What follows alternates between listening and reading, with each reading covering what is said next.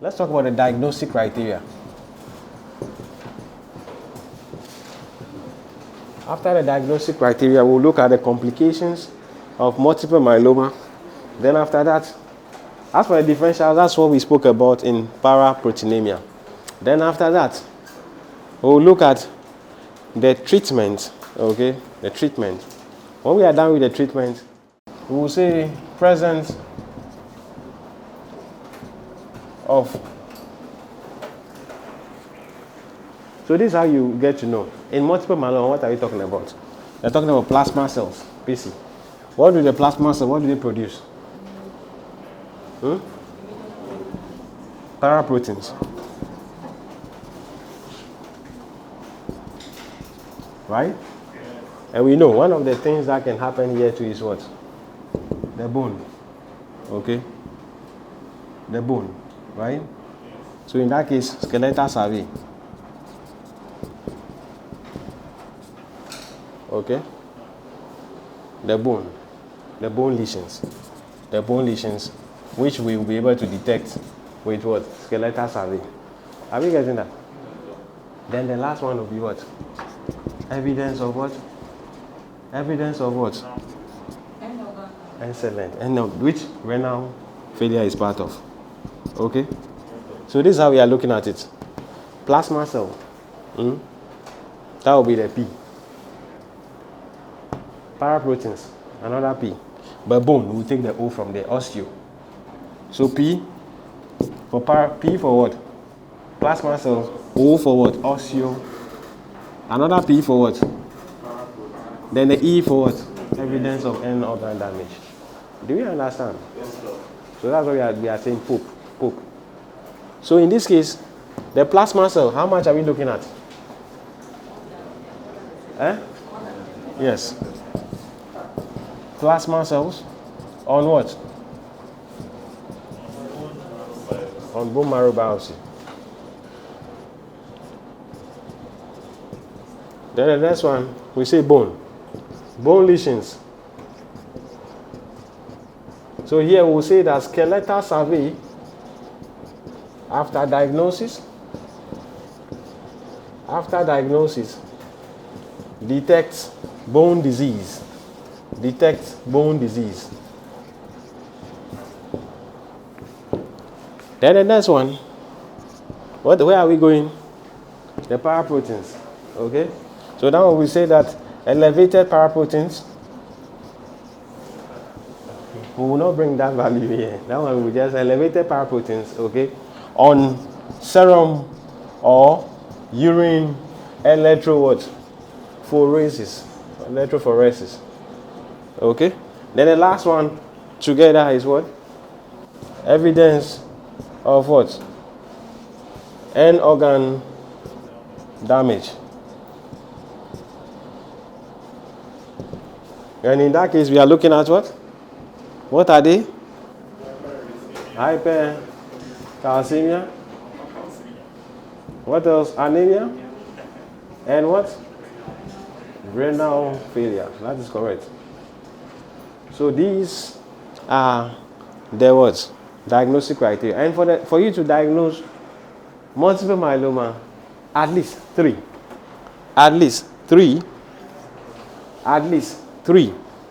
of what? The criteria must be present, okay? At least three. Exactly. Exactly to you.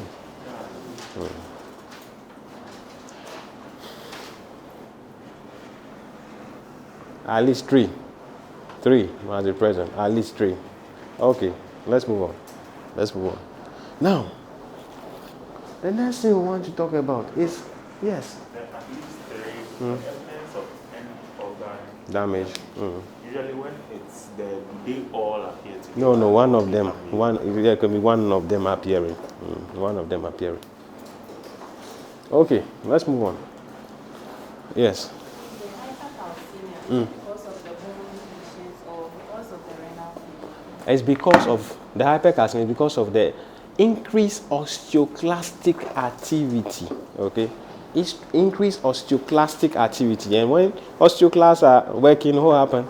The bone will be degraded and calcium will be liberated into circulation. And in response to that, what will happen to the parathyroid hormone secretion? It will what? It will what? It will what? It will what? It will decrease. And what will happen to calcitonin? Yes. Because we know calcitonin, we should what? Clear the circulation of what? Calcium. Is that not it?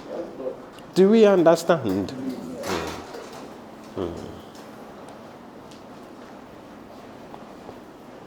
Now, let's look at the complications of multiple myeloma. After that, treatment, and the last thing will be the indicators for what? Worst prognosis. Okay? Then we'll call it a day.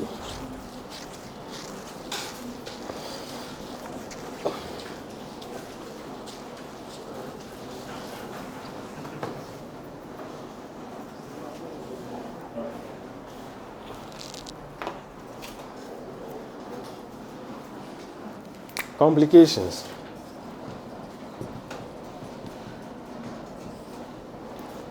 So for the complication, remember this. Remember those days? Or if you, he has, she has, I have.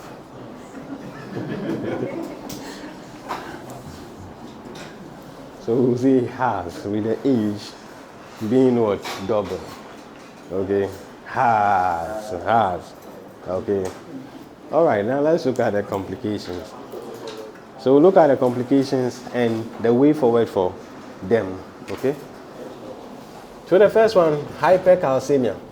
And the hypercalcemia, as we said, is due to what? Increased osteoclastic activity.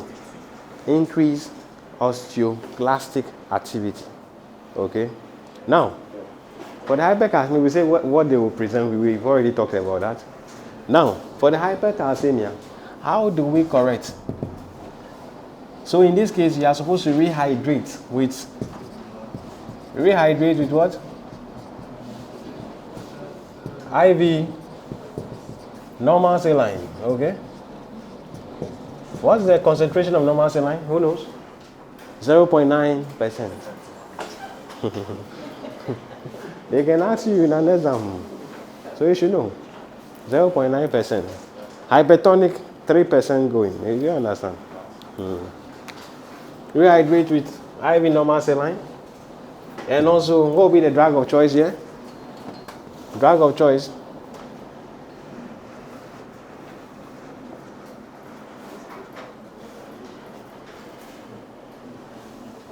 What will be the drug? So you rehydrate, and what else now? No idea. Yes, anyone? Yes, anyone? Excellent. Biphosphonates. Bisphosphonates. BIS, okay? Yes.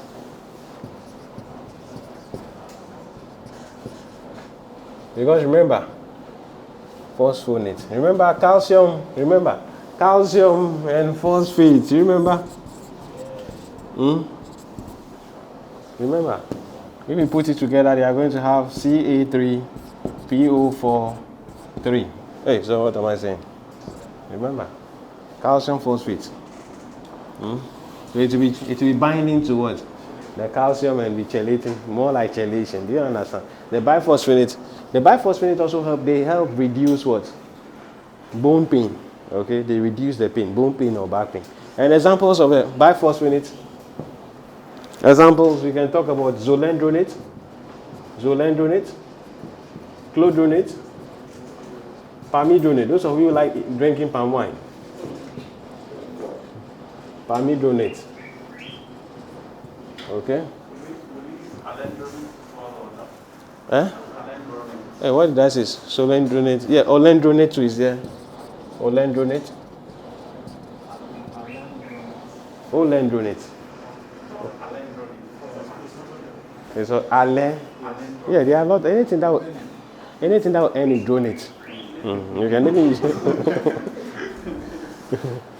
But don't go and be using anything. No. Don't go and put your name there. Clifford dronates.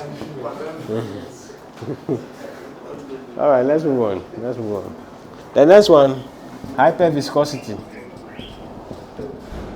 Hyperviscosity. For the hyperviscosity, the patient will present with, they will come with what? Decrease what? They will come with what? What happened to their sensorium? Hyperviscosity, what will happen to them? Eh? There'll be what? Eh? What happened to the way they think? It will be decreased, right? So there will be decreased cognition. Decreased cognition. They also come with what? Disturbed vision. And they can also come with what? Bleeding. When it comes to hyperviscosity, what will be the treatment? Yes, Teresa. It will be what? Plasma pheresis to remove what? The light chains. Okay? Plasma pheresis. To remove what? The light chains. Because the light chain is what is causing the what? The viscosity.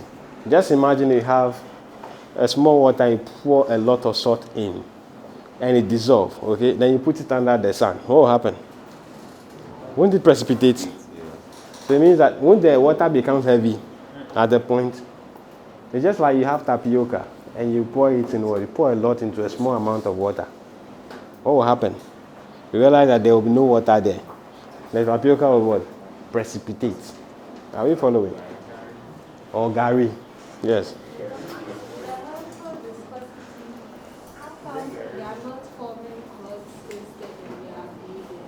How come they are not? Okay, so there's something. What can happen is that if you are having, you should know that if the blood is viscous, it can actually activate the pathway for what? A disseminated intravascular coagulopathy. Okay? Because the disseminated intravascular coagulopathy, it comes in stages. One of the first stages is even hypercoagulability. Then it will start, the hypercoagulability will start decreasing, then it will go to hypocoagulability. Then the patient will start bleeding excessively. That cascade can become activated. Okay? All right, let's move on. The next complication, acute renal failure. Acute renal or acute kidney injury. Acute kidney injury. For this, what will be the treatment? You do what? Yes, you rehydrate, okay? Okay, rehydrate with IV fluids. Okay, rehydrate.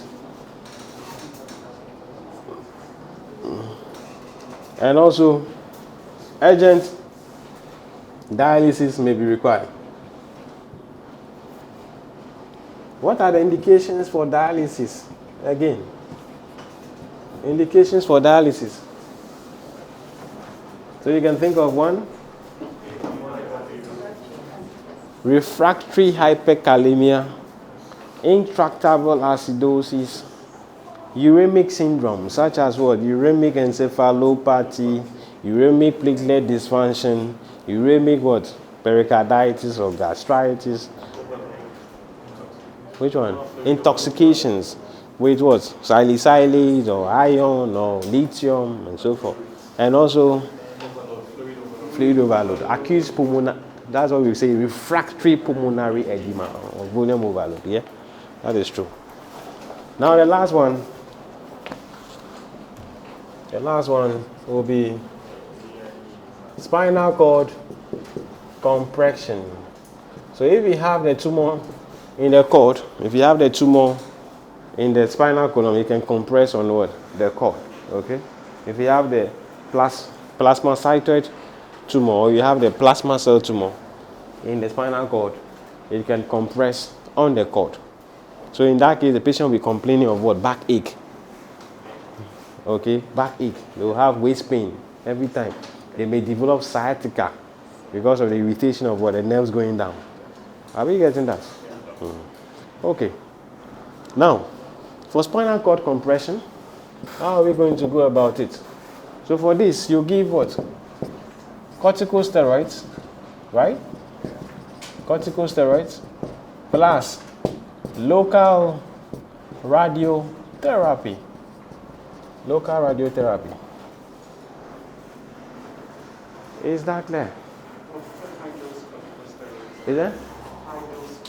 No, not necessarily high dose. Any could be normal dose, depending on what the patient is presenting. Because giving high dose can be dangerous. Okay. As for corticosteroids, they have a lot of side effects, so you have to use them if indicated. Okay. Now let's go to the treatment. Treatment. What are we going to be doing at the treatment? What medications are we going to be using? We'll list all of them.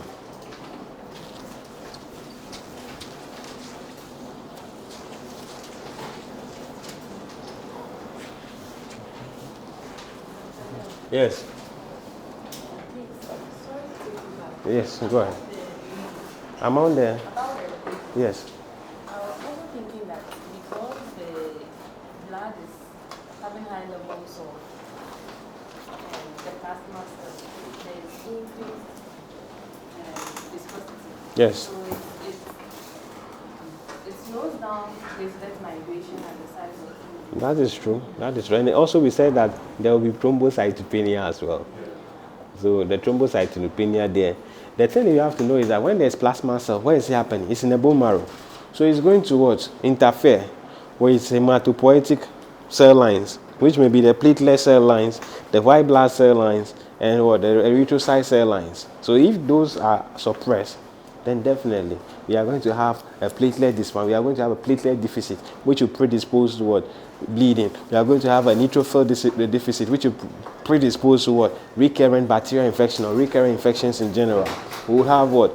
A deficit in the amount of red blood cells, which will predispose to what? Anemia.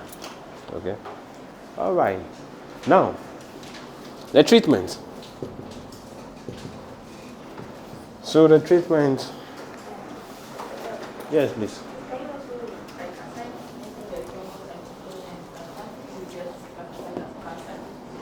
Can we? No, we cannot say pancytopenia.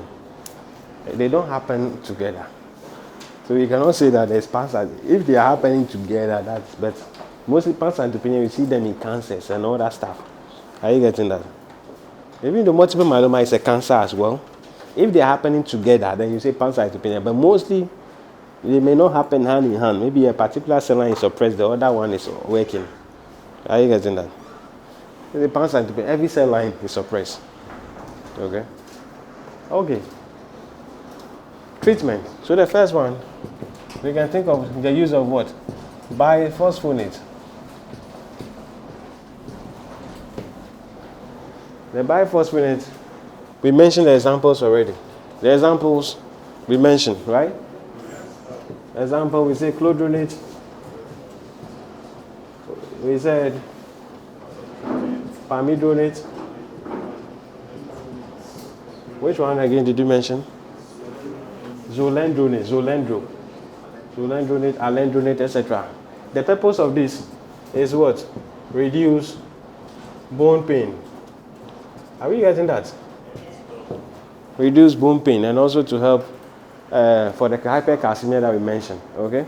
And also take note that why is it not advisable to use NSAID here? You are surprised. Yes. Yes, it will what? Worsen what? Yes, it will what? It will worsen the renal. Yes, that is correct. It will worsen the kidney injury. Okay, so I mean the NSAID should be avoided. Rather, we use what? The biphosphonates. Okay, exactly. The next thing, rehydration. Rehydration. Rehydrate with what? IV fluids. And encourage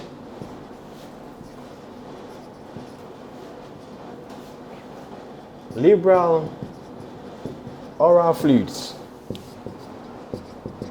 of at least 3 liters per day. Why are we doing this? This should guide against what? The acute kidney injury. That will help with what? The acute kidney injury. Okay? Are we getting that? That's to treat the acute kidney injury. Are we following? The next thing that can be done, we are looking at it in the phase of what? The HB dropping. The HB. Okay? So if the HB is dropping, what do we do? Blood transfusion plus or minus erythropoietin. Okay? To treat what? The anemia. Okay? The next one.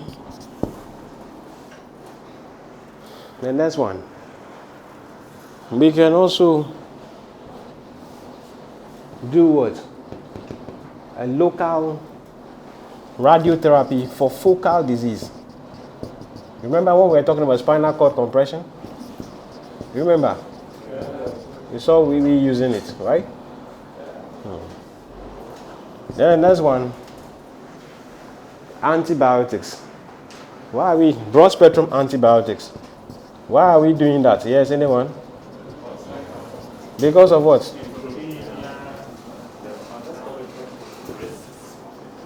To treat what? The recurrent infections.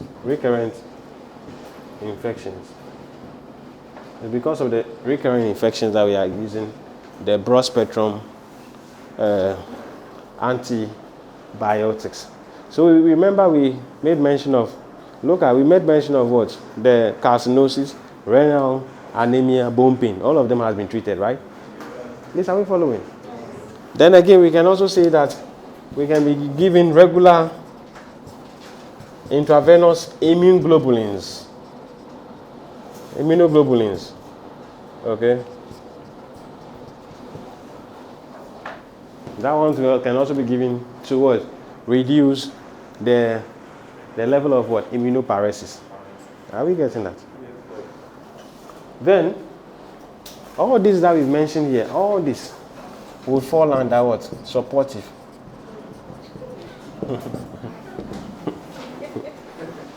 Why are you surprised?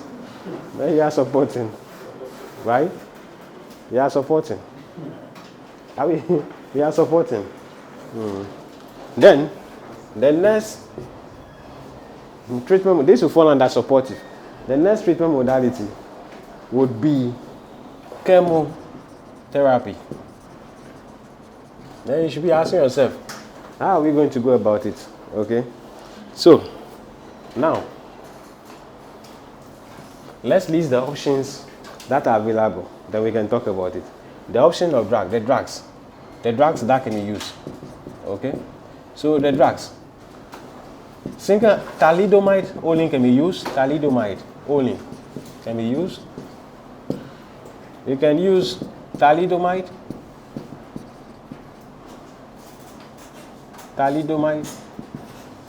plus melphalan plus pregnenolone. Okay, this can also be used. Then we can also have the melphalan plus dexamethasone as an alternative as well. As an alternative for then you have the definitive, the one that is used. Bortezomib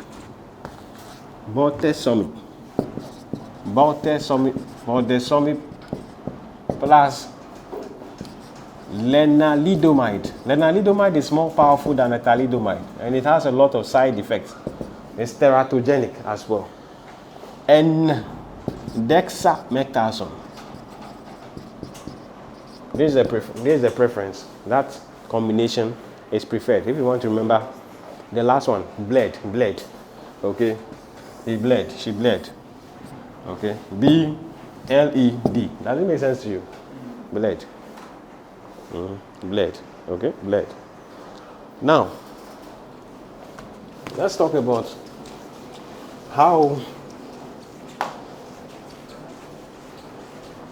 what should be done. Okay, so for the chemotherapy, what should be done? So the first one, we will say that, okay, we'll do induction therapy with the bled. Please remember, bortezomib, lenalidomide, dexamethasone. In patients,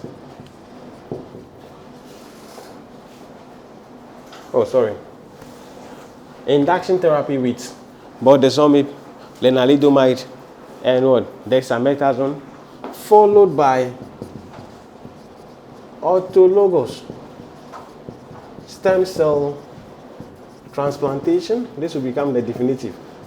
Okay, transplantation in patients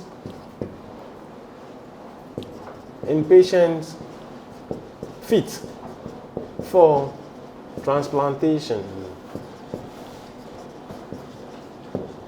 Are we getting that? This is still unlike chemotherapy. So induction therapy with bortezomib, lenalidomide, and dexamethasone, followed by what? Autologous stem cell transplantation in patient fit for transplantation. What that means is that the autologous stem cell transplantation, it means that your stem cells will be removed and be treated. Okay, and be treated. And after it's been treated, it will be what? Injected back into your bone marrow. Are we getting that? The stem cell will be taken from the bone marrow, treated, and reintroduced back into what? The bone marrow. That's what we call autologous stem cell transplantation. Is that clear? That will be more of definitive treatment. Is that clear? Now, somebody will ask, what if the patient is not fit? What if? Wouldn't you be asking that question? Wouldn't you ask? So ask. So, in patients unfit for transplantation,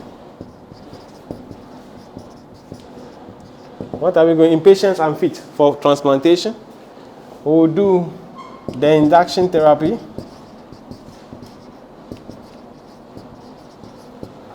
with bled, that's the bortezomib, lenalidomide, dexamethasone, for 12 to 18 months. 12 to 18 months, or until monoclonal paraproteins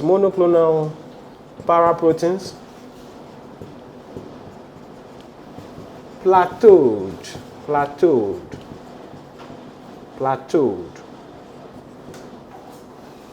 Until monoclonal paraproteins plateaued. Are we getting that? Then somebody will ask, then when can we do the autologous stem cell transplantation in them? For them, okay, once you have treated for 12 to 18 months, you withdraw, okay? You withdraw the induction therapy, okay? Or once it has reached once the monoclonal paraproteins are plateaued. If I say plateaued, look at it. This is plateau. This is what we call plateau. It's rising and it has stayed at a constant level. Remember, when the pandemic, coronavirus started, there were wishes that the number of cases should plateau. And anytime you're having such a phenomenon, it means the next thing you'll be seeing is what? It will start declining. So it goes up, plateaued, and it will start declining. So once it plateaus, okay, it means that the levels will start declining. So you stop the induction therapy. And you only start the induction therapy again, okay, when the paraprotein levels start to what? Rise. But this time around, you follow it with what? Autologous stem cell transplantation. Is that clear? Do we understand? All right. Now, so that is how to treat multiple myeloma. Now, let's look at the indicators for worse prognosis. For worse prognosis in multiple myeloma. And we'll call it a day.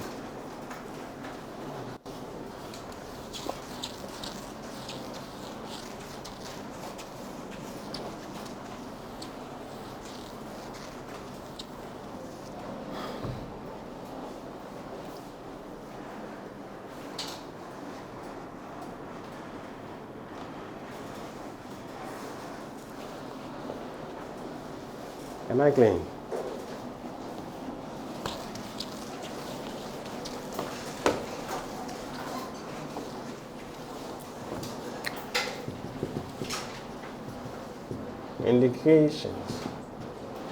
Indications for worse prognosis in double M, multiple myeloma. So if you want to remember this one, you can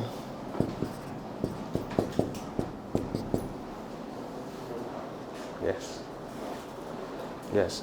So the first one, the serum, so we will not even add the serum. We'll say that the beta-2 microglobulin, beta-2 microglobulin greater than 5.5 milligram per liter. That's an indicator for what? A worse prognosis. Okay? The next one, greater than 2 osteolytic lesions.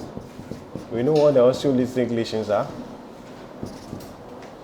The next one, hemoglobin. So they're expecting to see something above, at least 10. But look at what we are saying.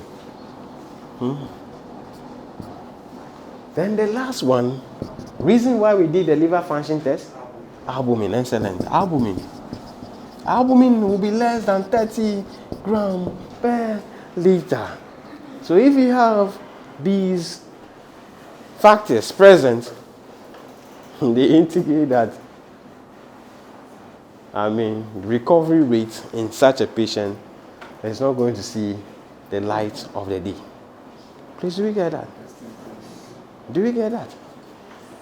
So in short, multiple myeloma is referred to as what? The chief plasma cell dyscrasia or dyscrasia.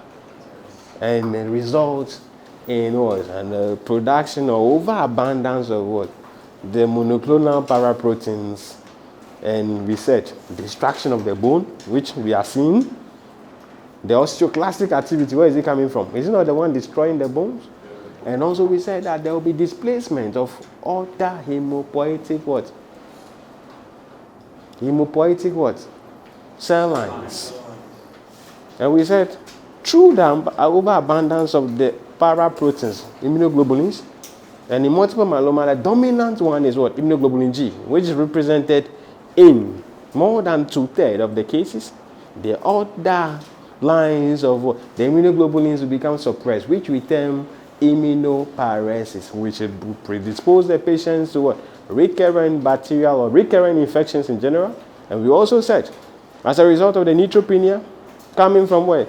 The displacement of the hemopoietic cell lines, yes, we are going to be experiencing that such a patient will be experiencing what? Neutropenia, which will give credence to the recurrent infections. And in the case this patient is on chemotherapy, there will be immunosuppression, giving rise to recurrent bacterial infections. Thank you very much for your attention. I believe that we'll revise and revise until we become the revised edition. I wish you all the best and have a blessed afternoon. Bye-bye.